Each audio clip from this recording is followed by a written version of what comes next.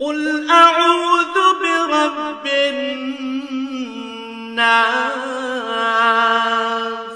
হে নবী, তুমি বলো, আমি আশ্রয় চাই মানুষের মালিকের কাছে। ملك الناس আমি আশ্রয় চাই মানুষের আসল বাদশাহর কাছে। إله الناس আমি আশ্রয় চাই মানুষের একমাত্র মাবুদের কাছে। من شر الوسواس الخناس আমি আশ্রয় চাই কুমন্ত্রণা দানকারীর অনিষ্ট থেকে, যে প্ররোচনা দিয়েই গা ঢাকা দেয়।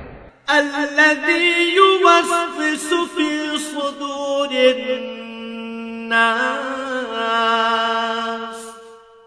যে মানুষের অন্তরে কুমন্ত্রণা দেয়। من الجنة والناس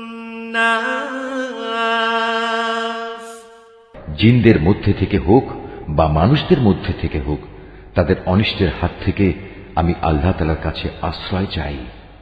صدق الله العظيم।